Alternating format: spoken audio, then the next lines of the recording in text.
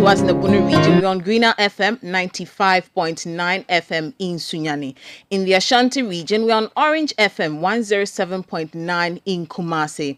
In the Volta region, we're on Akbunit Radio 96.7 FM in Kpandu and Heritage FM 107.3 FM in Hohoi. In the northern region, on Dasuma 99.1 FM in Yendi. In the upper east, we are on Word FM 88.3 FM in Zuarungu. In the upper west region, we are on Westlink 88.1 FM in Laura. And in the northeast region, we are on Eagle FM 94.1 in Waliwale. The news is also live across the globe on citynewsroom.com. My name is Wilma Obobisa-Coleman, and this afternoon I'm here with Charles Owusukumi. Coming up over the next 1 hour, minority opposes planned sale of Saglami housing project while accusing government of scheming to sell units to its cronies. It's just a matter of somebody trying to run it down so they can pay cheap. They can organize with their cronies to be able to get it cheap. Also coming up, Association of Ghana Road Contractors projects that 80% of road projects being pre-financed by Ghanaian contractors across the country have stalled. When you go around, most of these projects are stalled. In fact, it will be worrisome to talk about 80% work not being done. Still ahead, Accra High Court places injunction on operations of Empire Cement Ghana Limited at McCarthy Hills following complaints of residents about siting of the cement factory in the residential area. And later, some customers of the Electricity Company of Ghana in Teshi District expressed dissatisfaction with challenges confronting the prepaid vending platforms. And to me, this is not the first time this thing is happening. I have to sleep in darkness with my kids the whole of yesterday. And I'm standing here. I'm supposed to be at work. Stay tuned as we bring you details of all that and more on the Citi Prime News. Citi Prime News at 12 midday. Updates you on all the running stories and connects you to the newsmakers. Many thanks for your time this afternoon. We'll settle for the details of our stories now. Into our first story, we go to Parliament, where the minority has accused government of deliberately running down the Saglami housing project only to sell it off cheaply to its cronies. The Works and Housing Ministry announced plans of handing over the project to private developers for refurbishment and subsequent sale. During a visit to the project site by Parliament's Works and Housing Committee, however, Nkranza South MP Emmanuel Kojo Ejekum accused government of mismanaging the project and causing financial loss to the state. If you bring anybody here, there is no thief that will come here and pack glasses, windows, double glazing glasses like this, put it down. You need about 10, not less than 10 articulator trucks to be able to move the things that have gone out of this site. One, if you go in there, you could see that electrical fittings were fit. The telephone cables were fit. WCs, everything, almost everything. I have evidence here and you have seen it yourself. It's just a matter of somebody trying to run it down so they can pay cheap. They can organize with their cronies to be able to get it cheap. And trust me, I can prophesy to you today that this is going to be sold to a family member. This is going to be sold to a friend. This is going to be sold to a business that is close to these guys in power who are saying that it's a failed project. I'm telling you, if it's a project is 90% complete, if I have cables fixed, if I have sockets fixed, if I have a tiling system done, if I have a sewage system done, what else do I need? You heard the Member of Parliament for Nkranza South, Emmanuel Kojo Ejekum. We have on the line our parliamentary correspondent, Ni Ayukwe Okai, to give us more on this story. Good afternoon, Ni. What more have the minority been saying? Okay, good afternoon, Roma. So this morning, the Western Housing Committee paid a visit to the Saglami housing project at Saglami in the Injunction district of the Greater Accra region. The Minister for Works and Housing, Francis Asenso-Boakye, on November 13 in a press briefing announced that the government intends to hand over this project to a private developer for establishment and then subsequently probably pay offer it to potential owners. And the minority on the Western Housing Committee, their visit to the site indicated that they will resist any attempt by the government to hand over this particular project, because for all you know, it may even end up with cronies or relatives of the or government officials in power. So they would make every attempt to resist. And they also indicated that if the NDC government should be voted into power in 2025, they are going to terminate whatever contract the government would engage a private developer regarding this project. So that has been it. And I visited to the site, we noticed that it's been buggered, and you could see that parts of tiles that were meant for the project have actually been abandoned under the harsh weather conditions. You could also see that electrical cables have been cut into and abandoned at the site. You could see that glasses have all been removed, and the project keeps deteriorating each and every day. So that has been it for this morning at the Saglami site, Uma. What have the majority also been saying since it's the committee that went? So we had only the minority members on the committee paying a visit to the site after the minister announced plans to hand over the housing unit to a private developer. We know that the ranking member on the Works and Housing Committee has been also speaking. What has he been saying? So the ranking member indicated that this project, he actually cautioned that any private developer who intends to invest in the project must desist from it, because they would terminate whatever contract that would be entered into by the government. So for them, this project should actually be refurbished by the government. The government should invest in the project because it's 90%, it's what they said, it's 90% complete. So the government should be able to finalize the project for subsequent handover to persons or workers who could be able to afford it and make their way into them. Roma.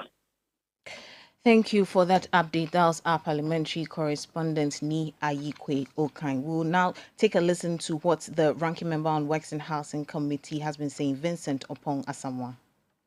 They were complaining about budgetary constraints because the government doesn't have money. I think government has borrowed a lot. The problem is that they decided not to prioritize this project. And I don't think Ghanaians will be angry if government look for money on its own to complete this project, because having come around, we have never seen any settlement like this anywhere by the government of Ghana. So the minority in parliament, we are stating our position clear that we wouldn't want any private developer to come in at all. In 2015, we are very, very optimistic that NDC will form the next government in 2025. So any private developer that will partner the government to complete this project, the project will be taken away from you, because it should remain affordable, and the mortgage system, it should go to workers of Ghana, I know the military and other government agents, even parliament. I tell you, members of parliament will be very, very happy to live around this place. You heard the ranking member on the Works and Housing Committee of Parliament, Vincent Opong Asamoah. We'll stay a while longer on infrastructure because 80% of road projects being pre-financed by Ghanaian contractors across the country have stalled. This is the projection of the national chairman of the Association of Ghana Road Contractors, John Affle. He blames the situation on the depreciation of the Ghana cedi and the increasing cost of petroleum products. John Affle says it has become practically impossible for most Ghanaian contractors to continue work when their foreign counterparts whose projects are valued in dollar denominations are working unabated. Currently, we have projects being handled by the GOT, that is the Ministry of Finance, and projects being funded by the Ghana Road Fund and Management Board, and we have projects also being handled by Cocoa Board. And when you go around, most of these projects are stalled. In fact, it will be worrisome to talk about 80% work not being done. When government of Ghana side, Yes. Projects, huge projects that are handled by the ministry. Yes. And that will have to be paid by the Ministry of Finance. Yes. So when that's the one we call them GOG. Yes. Government of Ghana. Yes. Yes. And that one too, I'm saying most of them have been solved. So they are huge projects ranking from about over 100 million Ghana cedis to whatever. John Affle is the chairman of the Association of Ghana Road Contractors. Meanwhile, head of the Public Relations Unit of the Ministry of Roads and Highways, Nazir Ahmed Yate, has assured contractors of the government's commitment to honoring outstanding debts. At the time a contractor wins a bid, the prices that are within the contract are the baseline prices. When the contractor raises a payment certificate, we look at the prices, the actual prices that was used, and then the contractor is paid accordingly.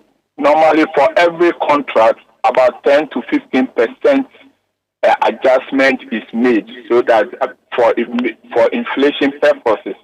But now, as we speak, we all know that inflation is around 30 to 40%.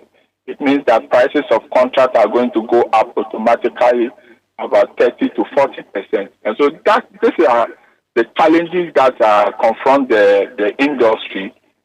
The good news is that there are measures within the industry, within the contract to take care of some of these challenges. But then another challenge is that you have to find the money to execute the contract to be reimbursed. So these are the challenges that will not run away from. So when are you going to pay the people? That is the question, Ahmed. Payment to contractors is a continuous process. You cannot finish. No one government will say I've paid all contractors and done. That's it. All contractors paid. No, I'm not sure it will happen because road construction is an ongoing process. You inherit debt, you pay some, you still have to construct roads. So long as there are demand for roads, so long as there are roads that have not been paved or constructed, the ministry is making effort to make sure that contractors are paid for work done. Nazir Ahmed Yate is head of the Public Relations Unit at the Ministry of Roads and Highways.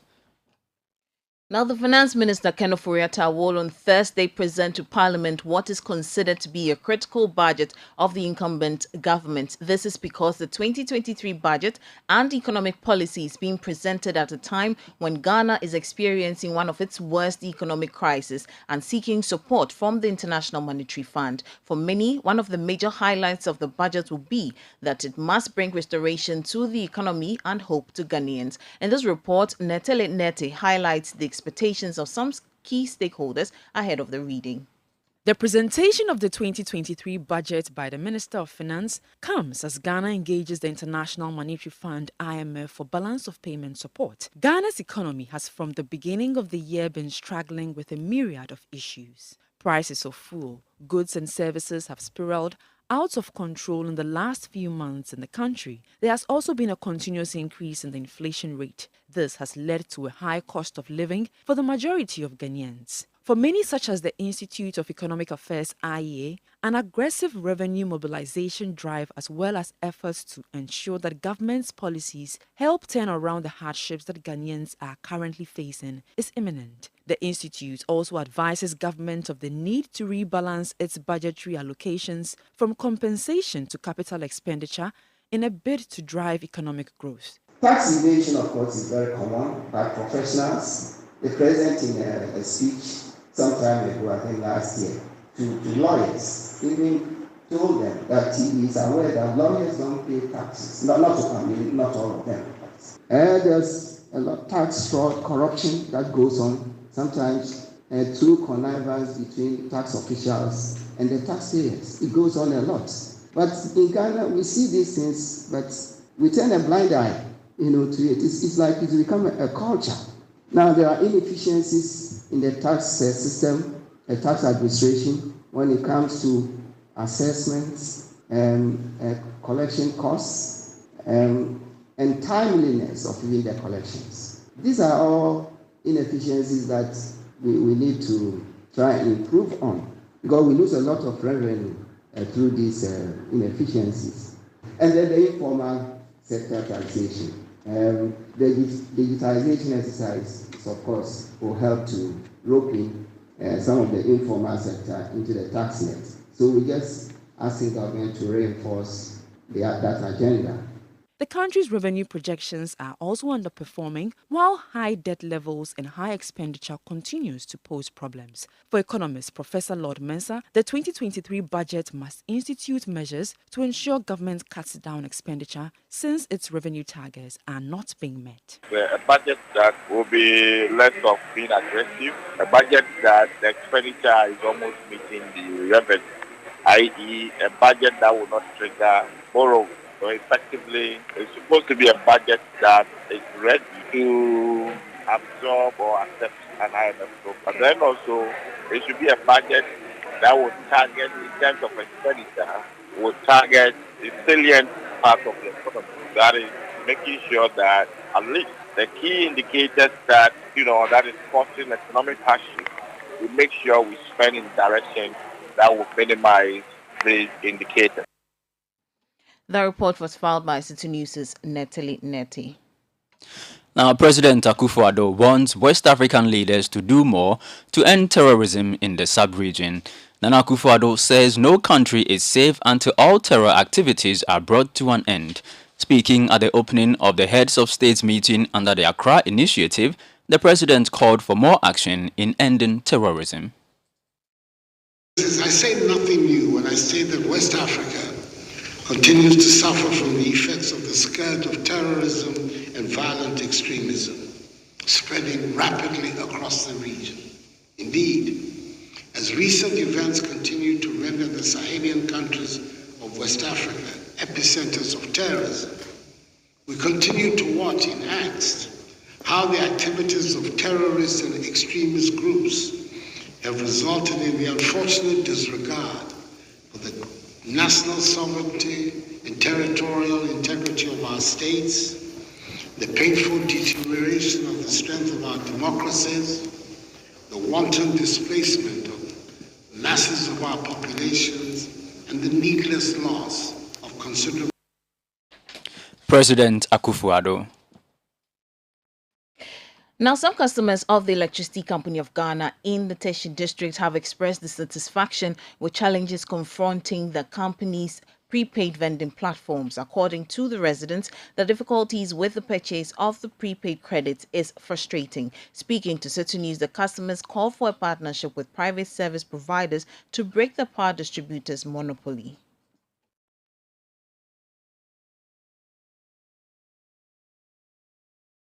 I'm coming all the way from fertilizer runabout. And this thing really caused me a lot of discomfort. I'm supposed to be at work, but I find myself standing here at this time. You understand? Standing here at this time. Doing what? Because I want credit. I want to buy ECG credit, which I find it as elapses in the system. And to really say the truth, Ghanaians, we have to look at ourselves in the eyes and see the truth. ECG is a monopoly thing. If there are other players involved, we wouldn't be facing this thing. Even I'm going to work. I have called my madam that I'm coming. But I'm still here. I don't know what they are doing inside now. So I don't know what to do. They said they are giving numbers. I'm still holding the number 299. And I'm still standing here. So I don't know what is going on. And to me, this is not the first time this thing is happening. I have to sleep in darkness with my kids the whole of yesterday. And I'm standing here. I'm supposed to be at work. I'm standing here waiting for light to buy. Why should it happen that way? I know it's not me alone that is a worker here. Most of us are workers here. Because of light, I have to waste all my time and come and stand here, be waiting for prepaid to buy. Why should it happen that way? I don't get it. So they have to tell us something, why this thing is happening. Maybe they might say it's a climate change, but I don't know. But they are basically working with machines, and machines do break down. We all admit, right? Yeah, I admit that machines break down. But it's like this thing, if you are not careful, this is what we'll be facing. You heard some customers of ECG in the Teshi district. We joined over the phone lines by my colleague Fred Duo, who was in Teshi, to give us more. Good afternoon, Teshi. I'm sorry, good afternoon, Fred. Good afternoon. Yes, just paint a picture of what the situation is like in Teshi. I can say now the situation has restored to a bit of normalcy because almost 3 out of the 4 platforms have been restored. And even the one that is left that they need to attend to, which is the PNS platform. When customers come, the manager has actually put in measures such that they would allow them to make payments. They are issued receipts manually, and they ask some of their technicians from the district office to follow up to their homes to go and connect them. In that case, bypassing the meter for them to use power while they work around the clock to probably fix the challenges confronting the PNS platform. But the other platforms that I understand, which is one of them being Alpha, that has been worked on, and the queue that was seen at the premises of Teshi ECG office has actually reduced. As of the time we're about leaving, they've been able to now create 2 queues and expanded the vending points for them to be able to purchase prepaid. So the number has reduced drastically, and I can say that there is some level of orderliness compared to what we understand transpired there yesterday and this morning. So would you say customers are okay with the service now? Due to the measures put in place by the manager in that particular office, that actually brought some sanity to that place where people are now able to purchase. Those who are unable to purchase, those are the people using what they call the PNS platform. And even that, they have now agreed to let their technicians follow the customer into their homes and restore power to them to use while they also fix that problem. So the moment the problem is fixed and you are connected, the meter would now deduct how much you've been able to use from the deposit you've made, and the balance is what probably will be left for you to consume in the following days. So I can say they've put in measures now, and the situation has been resolved. People are able to purchase prepaid in as much as the queue is was quite huge in the morning. So far is reduced and is moving faster than it is now as of the time we've got to that particular place. Well, thank you very much for that update. That was my colleague Fred Duho reporting from Teshi. You are still listening to the Citi Prime News live from our studio at Adabaka in Accra. Still to come, Accra High Court places injunction on operations of Empire Cement Ghana Limited at McCarthy Hills following complaints of residents about the siting of the cement factory in the residential area. Do stay with us. Citi Prime News at 12 midday. Update you on all the running stories and connects you to the newsmakers. Afiwe, Black Stars fans say attempted.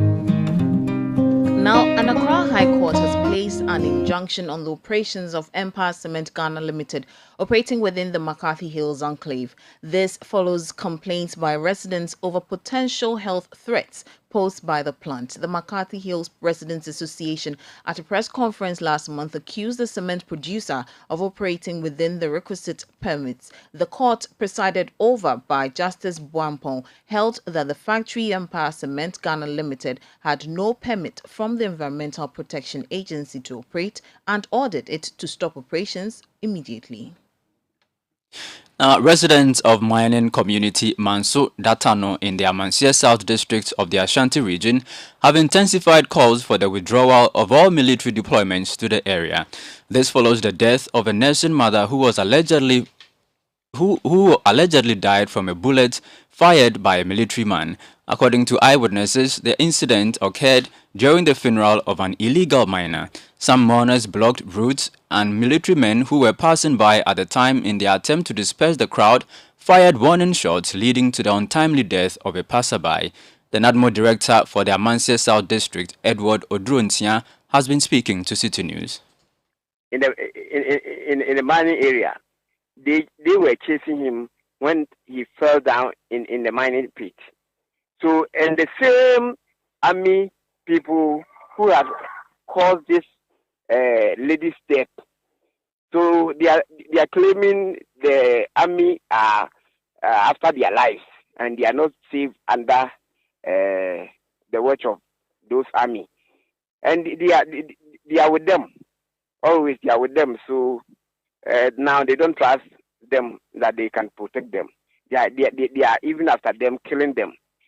So they are, but not everybody is calling for their exit. But most of them now they are angry. So it's normal. They are calling that the army will leave the place. For now, I can say everything is calm. Everything is calm. And now that the DC and the entire DISEC is around the in talks with the leadership of the community, and so I can say now everything is calm. Edward Odrontia is the NADMO director for the Amansie South District in the Ashanti region. Now, the New Patriotic Party has officially inaugurated all standing committees of its National Council. The move, according to the party, is in line with measures to further position the party to execute its tasks in preparation ahead of the 2024 elections. Speaking to the media, party national chairman Stephen Intim indicated that he will see to it that the committees work and deliver on their mandate. Wilderness before getting to where I am right now. And I will not become national chairman only to take the party back to opposition.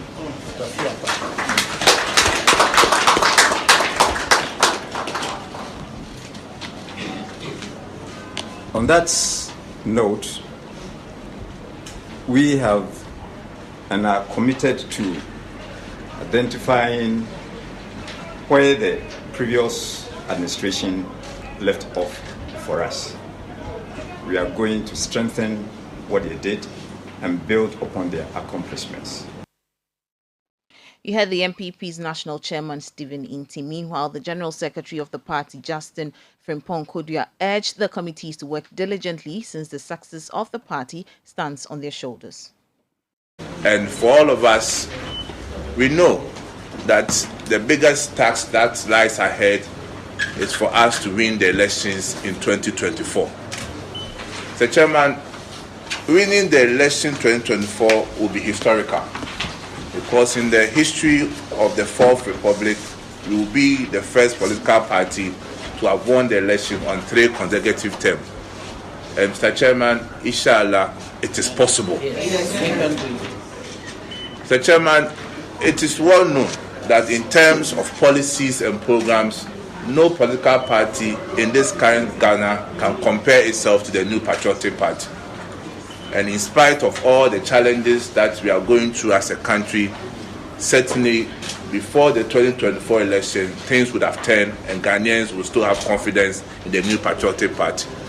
For various members of the committees, please, as you have sworn the oath, you should know that first and foremost, your first loyalty is to the New Patriotic Party. And issues or matters that come before your committee should be kept at the committee level unless the party hierarchy demands that it comes out. You heard the General Secretary of the NPP, Justin Frimpong Kodua. Away from politics, the Ghana Health Service has begun a mass deworming exercise across 15 regions in the country. The exercise is targeted at more than 1 million school children aged between 5 and 14 years. The exercise, which is aimed at improving the health of children, will be undertaken in more than 11,000 public and private schools in 89 districts spread across 15 regions except the Ahafo region. The Ghana Health Service has advised that children should eat before the drug is administered, so preferably after the first break when they are certain to have been served and eaten from the school feeding program. The mass deworming exercise, which began on the 21st of November, is expected to end on the 9th of December 2022. Now, after years of unheeded appeals to government for their roads to be fixed, residents and indigents of Latte in the Akuapem North District of the Eastern Region have contributed to fix the roads themselves. In less than 9 months, the residents mobilized 400,000 Ghana cedis to fix portions of their inner roads. However, their best efforts have been stretched beyond limits as the three major linking roads to the town continue to deteriorate. They have further appealed to government to complement their efforts by fixing the three major roads leading to the town. Caleb Kuda has more.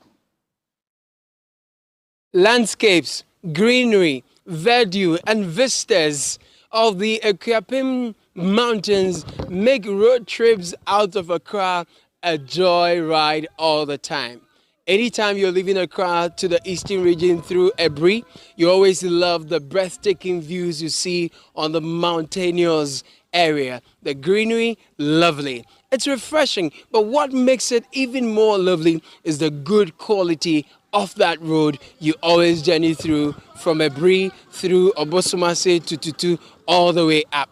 But let me bring you to Latte, another part of the Eastern Region that has very lovely landscape, extremely beautiful views, lovely vistas, landscapes, verdure, and whatnot.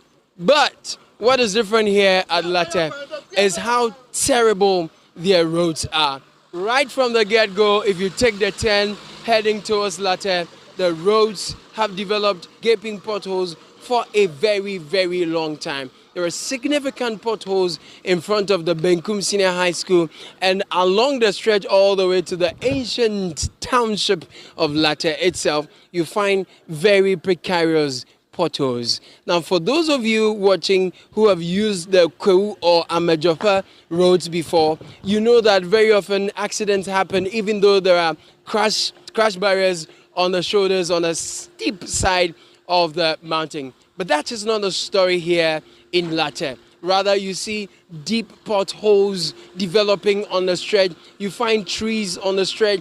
And according to the residents here, there are absolutely no street lights, which make journeying through the night up the Latte Mountains an extremely life-threatening situation.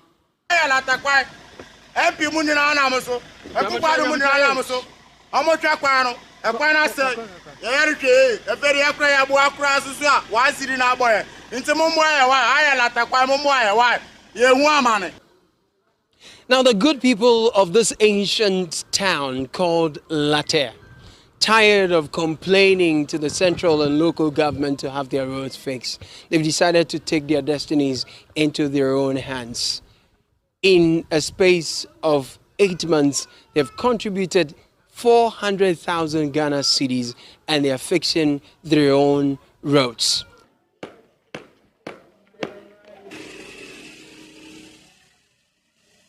The engineer in charge of the project is Bernard Williams Amoa. He's at the feeder roads, but he's on this project because he's also a native of Latte. We'll talk to him to get an idea of the scope of the project. So, first of all, this is impressive. Yeah. Actually, what happened is that the elders of the town came together because of the nature of our roads. They came together to fix the inner roads by gravel. And then out of that, because we have a school here and then a clinic, they decided to seal this part of the road just to make sure that those within the road corridor will have some comfort in terms of like dust pollution. So that is why they decided to do this. We're looking at different concepts like fixing the road with equipment, that's equipment base, and then using labor. So we looked at the options and then we looked at the cost involved and realized using labor will be cheaper. And then there's also an advantage of using the locals and then paying them something small for them, for their upkeep as well. So that is how we've done this. In actual sense, we finished graveling all the routes within the town. There are some that are left that we'll do later. So that is how far we've come up to this. What we are doing up to like 300 meters. Yeah, that is to the clinic.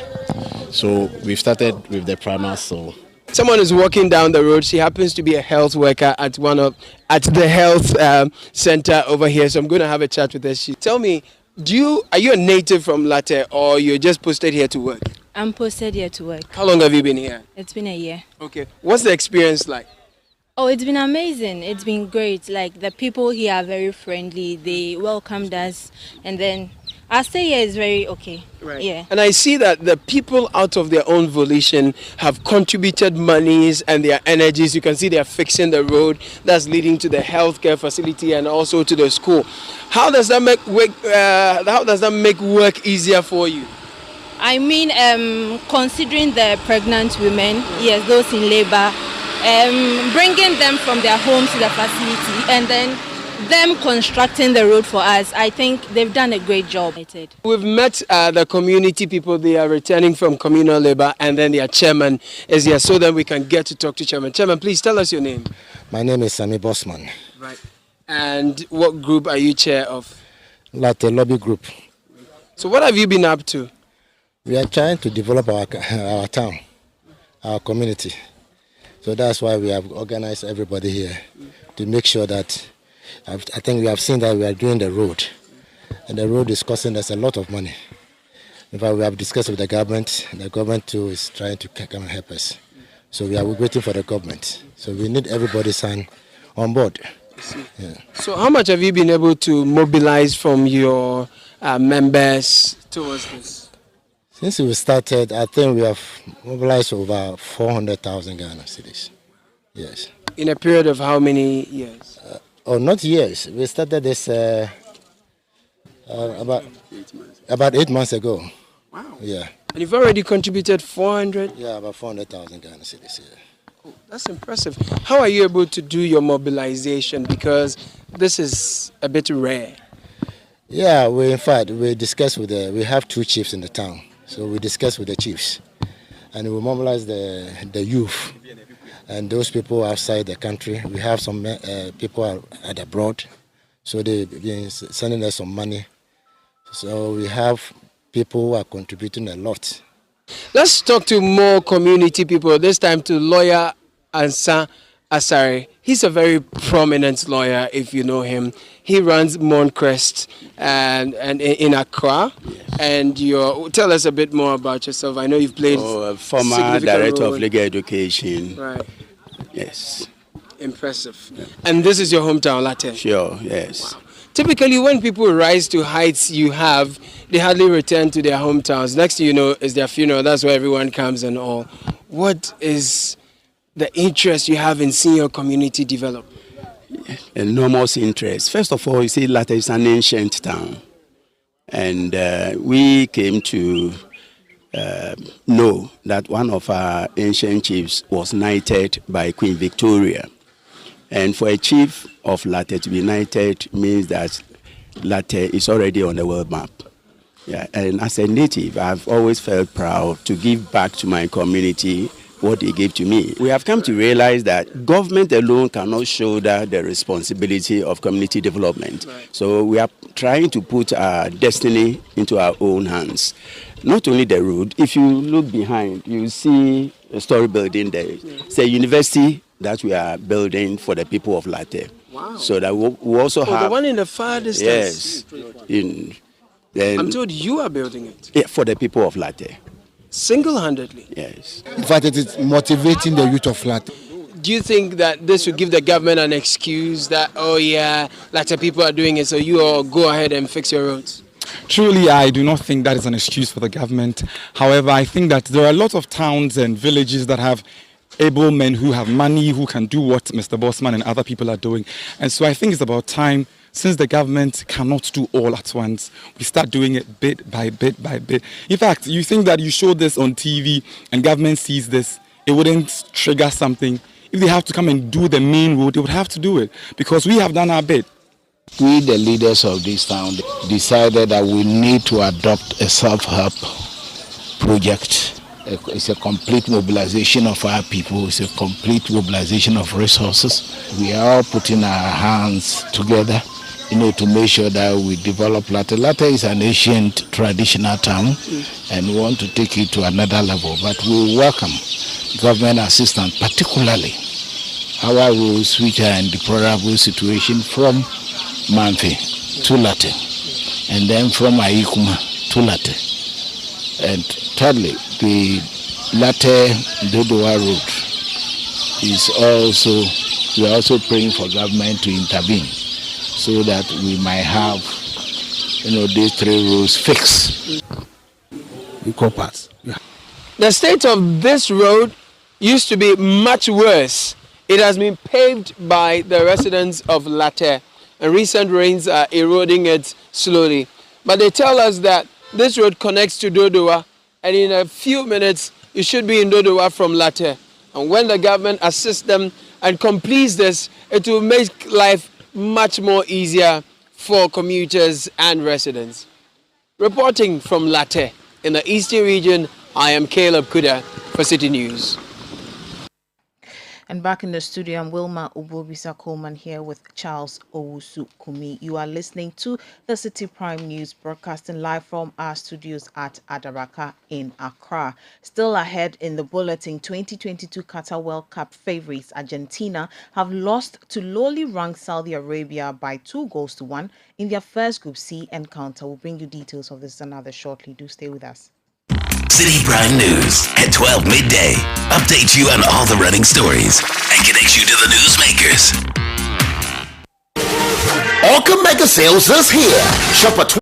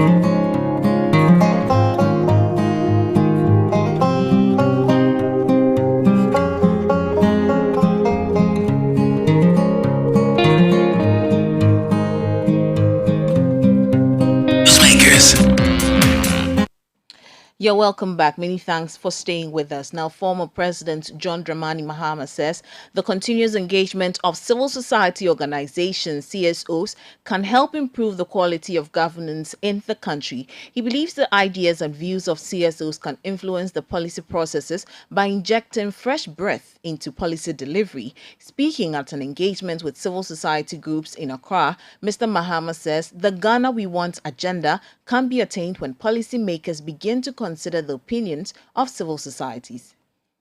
In the NDC hold the view that civic engagements positively shape policy processes by helping to inject fresh breath into policy delivery. Ideas, perspectives, and experiences from persons who otherwise are outside the official channels of policy making. Indeed, our country's rich tradition of civic activism can be harnessed continuously to improve the quality of governance. The capacity of our country's CSOs to demonstrate relentless and their readiness to promote good governance and equitable distribution of resources, as well as efficient service delivery, is never been in doubt. It is my hope that this engagement sets in motion a process of regular issues-based engagements in the form of consultancies, discussions, and conversations that will provide consultations, not consultancies. Somebody might apply to me to grant a consultancy. I don't have the resources. Consultations, discussions, and conversations that will provide useful feedback to shape our own policy, preferences, and positions as we collectively roll up our sleeves to build the Ghana we want. You heard the former President John Dramani Mahama. Relatives of persons living with mental health conditions have expressed their frustration over the high cost of fees charged for treatment of patients. They say government has failed to facilitate free treatment of persons with mental health conditions as mandated by the Mental Health Act 2012. Citi News' Akosio Tree has more in this report. John Pafuo, a geologist, is going through the most difficult time of his life. His son, Carl, who is 27 years old, is battling for a stable condition. He tells me how and when he realized his son was mentally derailed. Carl finished University of Mines, School of Mines, and he read geomatics engineering. That's in Takwa. Yes. Now, after the national service, he came back home and he was jobless. So I suggested few things, but he said he wouldn't do such a thing. He said he wanted to do his own private business. I was called around midnight that Carl was preventing some of the tenants from entering the house. I called him and I was observing him. I realized no, Carl had mental issues. He is upset that laws enshrined in the Mental Health Act, which propose a free care and treatment, are not enforced. I sent him to the Accra Psychiatric Home. Now, this is how the mental hospital work now. They have an emergency place. You pay 200. That excludes his feeding and then medication. So before, for a day, you might be spending about 300 to 400 cedis over there. That is if you are the emergency center. So I tried admission several times. They refused. They told me there wasn't any space. Then I went to the social welfare. I said, no, this is my son. He's very aggressive. And he didn't even want to see me. So there's no way we could keep him. So I fought over there, and finally he was admitted. Now, there you have to make a deposit of 2,500 cedis. Now, they told me for each to see a psychologist, each section is 250 cedis. And then for rehabilitation, you have to pay 3,000 cedis a month. Now, for some time now, I've not been working because of this situation. Look at how everybody is suffering. I don't have the right to put Carl in chain. Neither do I have the right to confine him. It is the right of the state. As John cannot afford for the cost of treatment, he has developed a strategy on his own in a bid to keep his son away from the public. At home, he doesn't want to see me. Where have you put him? He's at SEC here. I've acquired here for an office. I'm telling you, once you get into mental health issues, you'll be poor. Because every money that you get will run through there. So I'm saying this for families who have the same problem, to be aware that the treatment of their ward or wherever is free. For mental health patients? Yes, for mental health patients. So they should come together so that we fight. So everything can be okay. I have wept not only for my son.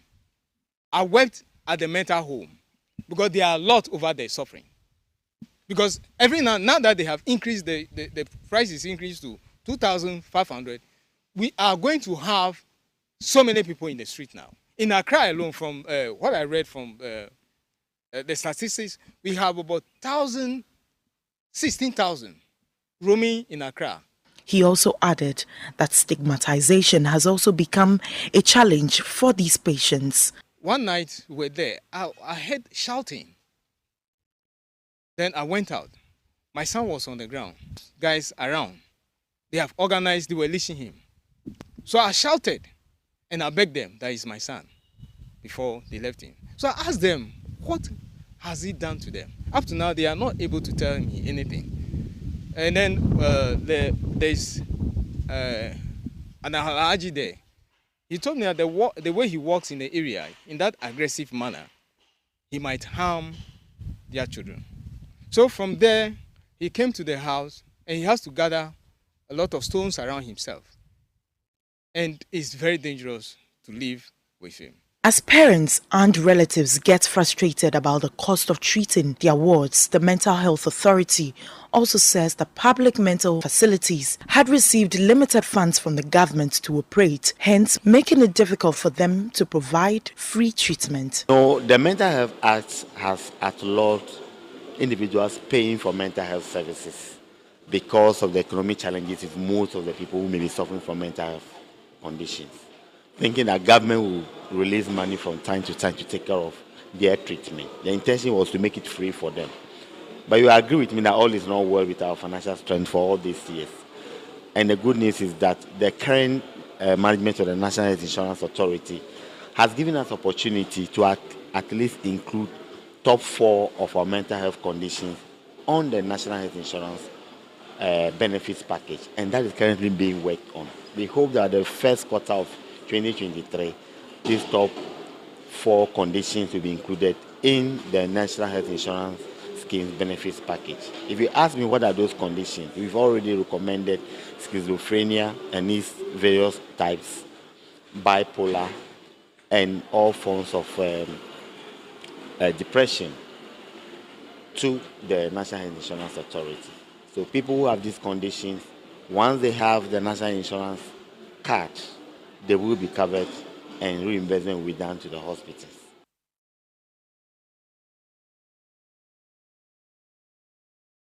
That report was by Citi News' Akosua Ochoe. Now, one of the biggest upsets in World Cup history has been recorded on day 3 of the 2022 tournament in Qatar. Saudi Arabia has beaten favourites and 2-time champions Argentina 2-1 in their Group C opener. Citi News' Evans Ofochumanso joins me in studio for more on the World Cup. Good afternoon, Evans. Good afternoon, Wilma. This must be a shocker. Absolutely. How did Saudi Arabia manage to defeat Argentina? Well, this is a result that will go down in history. A very interesting result there. For Saudi Arabia, all the kudos goes to their head coach, Hervé Renard. Many Africans will remember him. He was the Black Stars physical trainer at the 2008 AFCON. He won the AFCON twice in 2012 and 2015 with Zambia and Ivory Coast. Now, he made his team played very well today. There was energy, there was pressing, there was aggression from the Saudi Arabia team. And when Argentina took the lead in the 10th minute, courtesy, who else? Lionel Messi from the penalty spot. Many out there felt this is an easy path for the Argentines. Remember, in the first half, they had 3 other goals cancelled by the video assistant referee for offside. 2 goals from Lautaro Martinez, 1 for Lionel Messi, all chalked off by the officials there. But in the second half, out of nothing, the Saudi Arabian team came out and with full force, they had equalizer in the 48th minute, courtesy Saleh Al-Sheri, and then they took the lead against all odds. A lovely goal from Salem Al-Dawsari. He had to dribble 3 Argentine players, place the ball beyond the reach of goalkeeper Emiliano Martinez, and Uma, the land of the Saudi Arabia, went crazy. In the stadium, that's the Lusail iconic stadium, the fans there couldn't believe their eyes. Saudi Arabia leading Argentina by 2-1. And they held on to it. From that 53rd minute till the 90th minute, they were resolute, they were solid defensively, And when the final whistle was blown by the referee, hell broke loose in Saudi Arabia. Joy to them. Opposite in Buenos Aires, Argentina, it was quite absolute madness. They didn't understand what has happened to their national team to lose to a minnow like Saudi Arabia. I can imagine. Now, what does this defeat mean for Lionel Messi and his Argentine teammates? What it means going forward for them is that there is no margin for error. In their next game against Mexico on Saturday, they must try to get back to winning ways. Remember, before the game against Saudi Arabia, Argentina were unbeaten in 36 matches. Their last defeat before today's loss was in 2019. But all that is a record now, and then history. They must get back to winning ways against Mexico on Saturday and then try again to beat Poland in their final group game. So meaning that now for Messi and his teammates, there is no margin for errors. They can't afford another defeat. They must win and progress to the next round. Hopefully, they are chasing their first world title for the first time in 36 years. Can they do that? Time will tell. Well, what more are we to expect for the rest of day 3? Well, at 1 p.m., that's in the next 4 minutes, we have Denmark taking on African rep Tunisia. And then we have Mexico playing Poland also at 4 p.m., a game where Robert Lewandowski is expected to start for the Poles there. Then 7 p.m., there's a late kickoff there. Defending champions France, they will start their title defense against Australia. And Wilma, the French are without some key players in this World Cup. There is no Ballon d'Or winner this year. That's Karim Benzema. He's out through injury.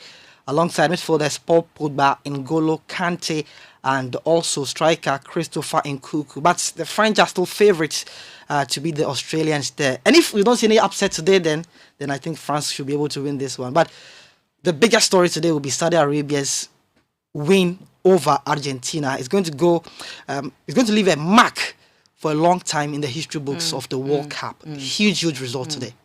Thank you very much for that analysis. Our City Sports Evans Ofochu Manso giving us an update on today's match where Saudi Arabia has been beating by two-time champions Argentina in their Group C opener. And that's how we end the Citi Prime News, which has been live from our studio at Adabaka in Accra. We're also live on our partner stations in the Western region. We're on Premier FM 100.5 and Beach 105.5 FM in Takoradi. Bono region, we're on Greener FM 95.9 FM in Sunyani. In the Ashanti region, we're on Orange 107.9 FM in Kumasi. And in the Volta region, we're on Akpene Radio 96.7 FM in Pando, Heritage FM on 107.3 in Hohoi. In the Northern region, we're on Dasuma 99.1 FM in Yendi. In the Upper East region, we're on Word FM 88.3 in Zuarungu. The Upper West region, we're on Westlink 88.1 FM in Laura. In the Northeast, we're on Eagle FM 94.1 FM in Wali Wali. For more news, you can log on to our website, citynewsroom.com. I am Wilma Ubobisa Coleman, and this afternoon I was here with Charles Owusukumi. Many thanks for your time. Up next is the City Business News with Anita Kisi Mure.